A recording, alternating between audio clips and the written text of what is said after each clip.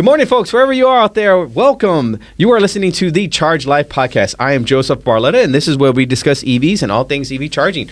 Glad you could pull over and park with us today, so let's get plugged in.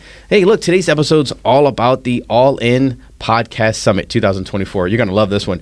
Before we begin, today's episode is brought to you by Smart Charge America. Since 2007, Smart Charge America has installed tens of thousands of EV charging stations nationwide, and they can do the same for you today. Whether in the home, commercial, or service, let their team of expert installation specialists guide you to the best charging solution for your new electric car. After all, if you can't charge, you can't drive. Visit smartchargeamerica.com today to get started. Okay, subject of the day, the All-In Podcast Summit 2024 happened a few weeks ago. I'm just now getting my bearings. I'm telling you guys a lot about it from first person's perspective that, you know, maybe one of the reasons why I went, but then also just wanted to share some of the event status with you guys. Where was it at? Well, it was held in Los Angeles at UCLA, in basically in front of Royce Hall at UCLA's campus. Really cool. Apparently, when I went, Los Angeles and the complete state of California was under a heat wave, and so like everyone was just. I mean, it was so hot out there. Everyone was just miserable. They were like, "This is not normal. It's normally 70, 80 degrees outside. This is like 100." And I felt just right at home because I'm from Texas, and that's how we do things in Texas. But so that being said, first day we had the registration. Basically it was a Sunday where you would go in. I believe after like 2:00 or something like that, they opened up registration. And registration day was pretty cool. You got a chance to kind of see, kind of vibe with a bunch of the people that are going to be actually attending the conference. There was a lot of networking. Wasn't really orchestrated or agendaed well. We did have, I think, Jason Calacanis. He was on stage maybe with Freeberg, David Freeberg, and maybe they did, sort of a little small session right there. But I think Chamath Palihapitiya was there. I didn't see David Sachs. I think he came there for day two. Remember, day one was just like kind of registration and networking and kind of a poker day. It was actually kind of cool because when you finished your registration, you networked, you got a chance to meet a couple people. You would basically there were all these poker tables all around, and you would have a chance to actually sit down and get a chance to win the poker table, right? So the poker table basically. You'll have 12 people or let's say 10 people around the poker table. They would start the game, and then no one else can enter the game, and you'd have to hurry up and try to be the first one to win the table. And once you win the table, they'd give you a little card, and you'd be the champion of that table. And then, of course, the next day you would play other champions of the table, of their tables, and then that would kind of slowly dwindle down into like the actual champion of the whole thing took place. And I don't know what type of special gift they got, but maybe it was something cool. So, we had poker that day. I did not win my table. I got out. I was like third standing, but I did not get a chance to win my table. And I think I actually went out on pocket aces, and that's okay with me. So, at an all-in summit, I'll go out on pocket aces, no problem, no problem. So, that being said, we had a dinner after the poker, after the networking. We all went to a dinner, and you were specialized, like your group. I think there was like 4 different dinners all over the city, and depending on what group you were in, you had a chance to go to that venue and then further network with a bunch of people that maybe you hadn't had a chance to meet at the registration networking poker event there. Yeah, it's pretty cool. There was live music. You had some sponsors, some vendors. You pick up your swag bag and some drinks. The restaurant was really nice, all paid, all exclusive. I don't drink alcohol. I'm completely sober for about 8.5 years, and so I had the chance to, wash things down with a soda water or two. But that being said, it was complete nonstop. If you want to drink all the wine you want, all the alcohol you want, it was there for you. Really good food at this restaurant called Tao in Los Angeles. I thought it was actually really, really good venue, huge venue, an amazing place. They rented out the whole spot for that whole night for us. So really cool stuff. Now, keep in mind, I think attendance for the actual summit was like $7,500. So as a small, startup company, we don't really have a huge budget for events, so forth and so on. But I knew in advance I wanted to go there. One, news alert, like Smart Charge America is now an openly seeking, basically a capital raise capital funding, and we're looking to do an equity raise here soon. As soon as we get in front of enough investors, or if we have enough investor inquiry that want to invest in us, we will get out there and actually start doing our thing. But hey, look, at least we set up our investment summaries, at least we set up our pitch decks, and we're ready to go. I've given a few pitches here and there, but nothing's really amounted to anything, and I think I need to get in front of the right people in order for it to really start catching grip. But that being said, that's why I attended the event. I wanted to meet like-minded people that were in the private equity space, venture capital space, maybe even just the investment banking space, maybe even angel investors. I wanted to meet as many as I could, just to kind of see what's the best way that Smart Charge America should formulate its capital raise, and make sure that I'm attentive to what investors want to see when you're doing the pitch. What do they want to hear? What do they want to see? So I got a lot of insight, from the conference on that end. The second day conference was again hot, and they gave us an alert because it was like heightened security for that day. So we kind of knew, okay, well, I thought it was because Elon was coming in, but apparently JD Vance was the first speaker on that first day. And so that he was in and out pretty quick, but they had Secret Service all the way around. It was pretty heavy security going into the actual venue itself, which we were okay with. But you had various people that spoke that first day. You had Elon Musk, JD Vance, Sergey Brin. You had Megyn Kelly, I think Peter Thiel. I mean, what an incredible lineup. I mean, I actually attended the event, and then I went back and actually heard the conversations on YouTube and on their podcast, and it was I believe on their X channel. They were pulling a lot on X, and so when you hear it the second time, it starts to sit in, and it makes sense because you're just so excited. You can't believe what's going on when you're there and you're in the moment. When you get a chance to reflect on what they say, and then you actually get to hear it again, it really mines the impact of the event and what it does. So if you were there, we got a chance to do breakfast, and of course after the speakers, you had lunch in between the speakers, and then after the speakers finished, we had a after party that was at the Santa Monica Pier, and I believe this one was a Top Gun themed party. So that was actually pretty cool. Then day 3, you had additional speakers, CEO of Uber, some really good speakers on the first part of the day, and they basically same thing. You'd have lunch and breakfast, and then afterwards, I think the after party, it was like Back to the Future themed. It was actually pretty cool. That day, that was a pretty interesting day. I had to actually fly back to Texas, but then there was I think that was I forget what storm it was. It was a hurricane basically in the Gulf, and so I barely made it home before that hurricane started to come and disrupt things.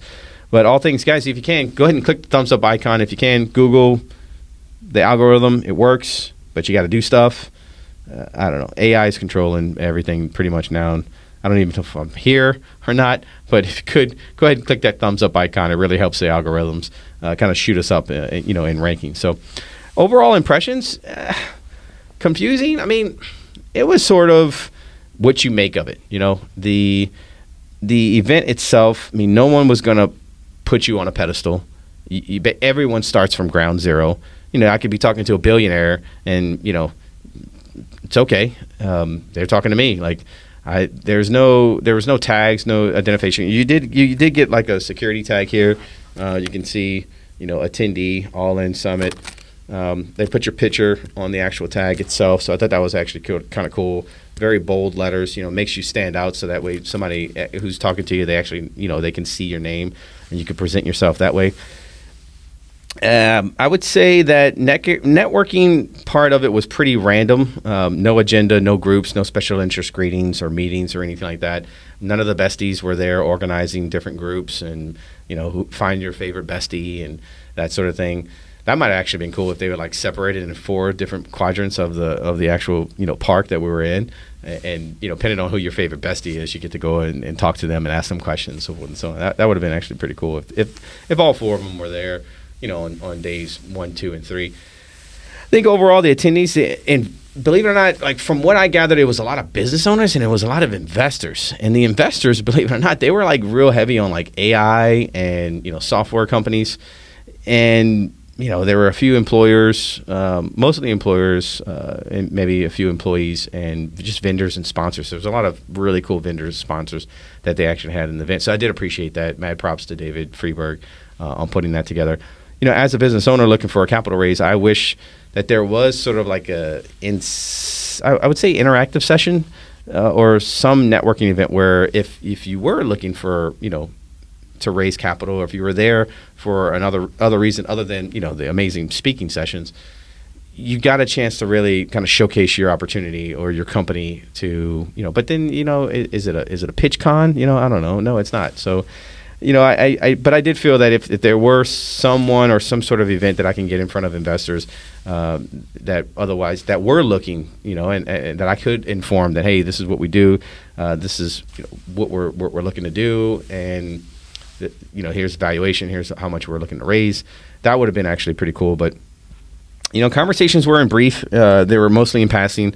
Lots of stuff going on constantly. Wasn't much time to spend one-on-one, genuinely networking with someone. So that was, but that's, kind of as you make it. Yeah. I mean,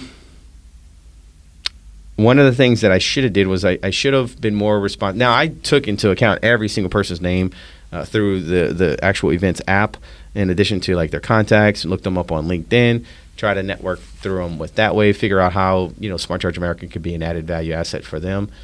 And then at the same time, what I should have done was if I was talking to somebody that I really, really wanted to get that one-on-one time to, just maybe even purposely pull them to the side or see if I can schedule some time with them, maybe at the end of the day or something like that for an undivided, 30-minute session or something. That was what I should have did, but the conference was going so fast. It was kind of at one of those events where you're talking to somebody, but then you're also like kind of always looking around, and because there's so many things going on. Are you really giving that person that complete, undivided, natural attention that you would need to really show them the respect on that, talking, networking session there? So, I mean, overall, the app was pretty cool. From what I gathered, not that many people use the app for contacts. They were either using LinkedIn or just your basic business card, or they were, tapping their phones to try to transfer contact information. So, in the midst of trying to figure out those 4 networking regimens, you just have to try to hurry up and lock in, remember who you talk to, and then, kind of follow up with that particular lead later on in the day, or maybe once you get back to the office. I would say, will I be back next year? Yes. I felt that the caliber of attendees that you were around were true entrepreneurs, true businessmen, people that really knew their stuff, highly educated audience. You thought you were smart until you went to the conference, and you got around a lot of smart people, a lot. And the good thing is they were not pompous. None of them were pompous. None of them thought that they were too smart or whatever. There was a lot of coaching there. I felt like everyone I talked to was very helpful and very much willing to give, added advice, here and there about, kind of where they were in their journey and maybe how their stuff can apply to what I'm doing. And I basically treated everyone the same way too. If they were looking for something and I could be of help, I was trying to be there as, kind of a coach model on that end. I would say that, value conclusion, I mean, I would say I definitely will be there next year. It was really tough on the company because the company itself, we're doing well, but, could I have spent that $7,500 better? Probably not. I got a chance to meet up with some friends of mine that I haven't seen in a while in Los Angeles, so that was important to me. So every now and it basically kind of got you out of your chair, got you in an uncomfortable position, and made you kind of think about things.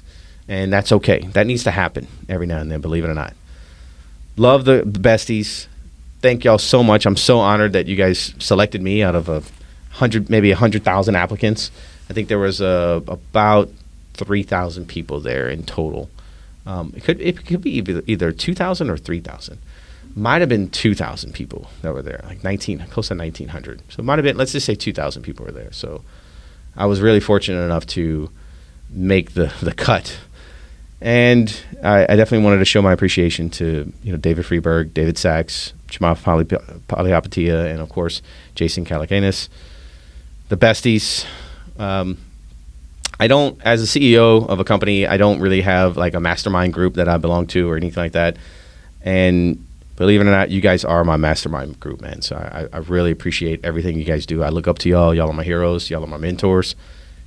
Anything that I can do, you guys don't hesitate, man. Give me a call. But other than that, I thought the conference was amazing. I did get a chance, the week after to follow up with amazing people that I had met at the conference, and a lot of them were very open to, doing a one-on-one conference with me, video conference, and kind of getting back to that fully focused time and attention that I really wanted to give them, but I didn't really have the chance to give them. And there may be some synergies in the future that I'm able to exploit off of some of those contacts. And so, with that being said, guys, if you can, go ahead and click the thumbs up icon, share, comment, subscribe below to our channel if you think we earned it. Thanks again for charging up with us today. I hope to keep in mind that you guys can always find us at smartchargeamerica.com. And remember, folks, if you can't charge, you can't drive. We'll see you next time. Cheers.